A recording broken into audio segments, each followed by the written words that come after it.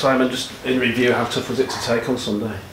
Well, no losses are easy, especially when we're in a bit of a patch we're in at the moment. Half time I thought we were well on top. Well, I know we were. You could see we were on top. Statistically, we were on top.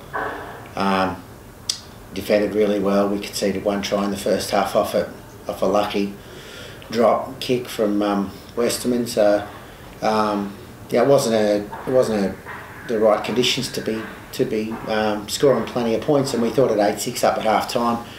Defensively, we looked really well, and we thought we could go on with the job. But as has been the case, the first 3 weeks we came out and we were poor. That first 10 minutes we conceded a couple of tries, and the boys lost their way, and it's disappointing because it's been a common trend. And it's disappointing. We're moving on and we're working hard, and hopefully a win's not too far away for us. What can you say to them that you've not probably said over the last few weeks?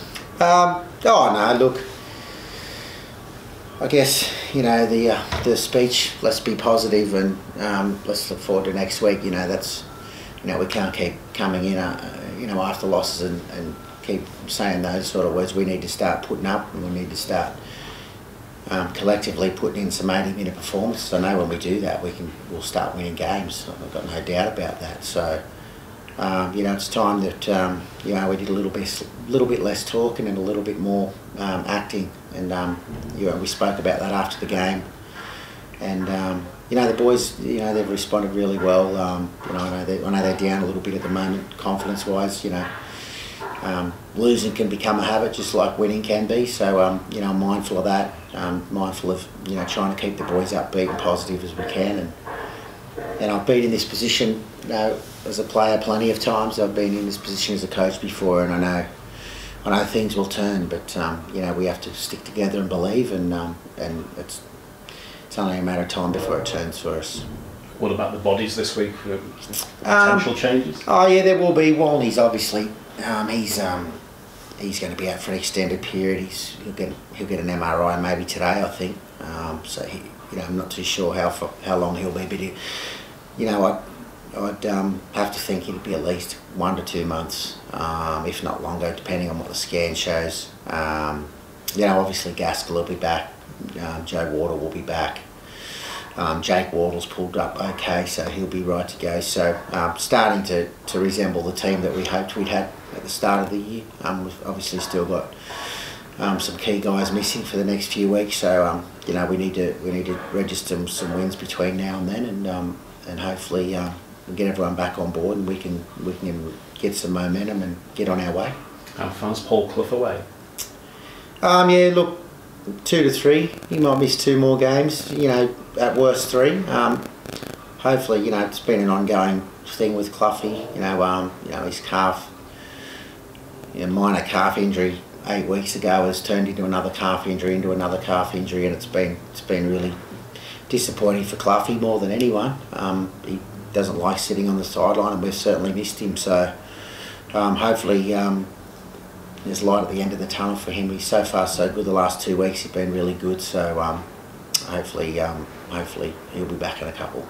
What about Wigan? How tough does it make it given the current form, or do you just have to ignore the opposition right now? Well, yeah, it is more about us, but Wigan are in a similar boat to us. Probably in worse boat than us, because they're one of the more fancy teams. As far as the outside looking in, the expectation on Wigan is a lot more from the rugby league fraternity than it is for Huddersfield Giants. So I'd imagine, the last couple of losses they've had would have hurt. They would have, they'd be stinging from those. So they'll be looking to get back on track, no doubt, at home. And I haven't been to Wigan before, and people say it's one of the toughest places to go and win. So it is more about us this week. Obviously, we'll do a bit of homework on them, but it's more about getting our own backyard in order. I think obviously you weren't here, but I think there was a 16-all draw a couple of seasons ago.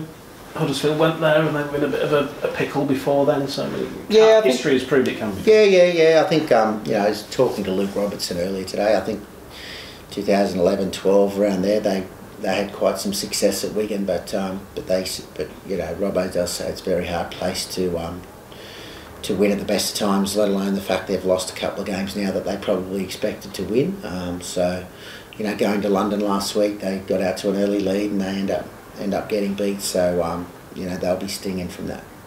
Good luck. What's the situation with Duarte? Is he still going to be out this week and giving him a bit more time to get himself? I'm not sure. He trained today.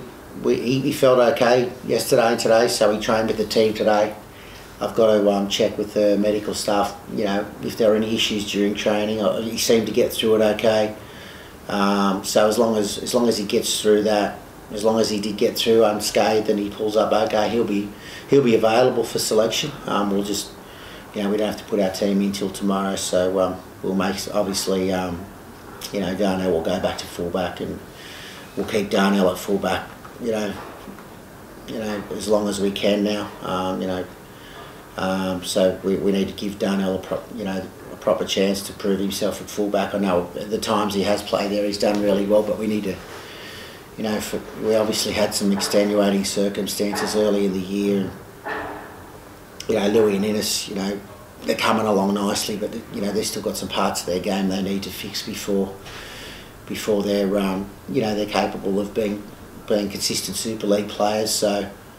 You know, they're certainly training well. Their last 3 or 4 weeks have improved out of sight with certain aspects of their game. We needed them to, the senior boys, so I have no problem, you know, giving them a game, you know, if we need to again. But you know, from now, in the short term at least, we'll leave Darnell at fullback and give him a chance to shine. Really, it's been a difficult start for you, Duarte, hasn't it? Because it was a high-profile sign, a lot was expected of him.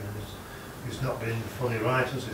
Yeah, I know. Yeah, there's a lot of people out there that have, you know, criticising RQ. You know, it's easy from people outside who don't know what's going on inside our group. That they don't know, you know, the issues RQ's had. You know, his lack of training, lack of preparation.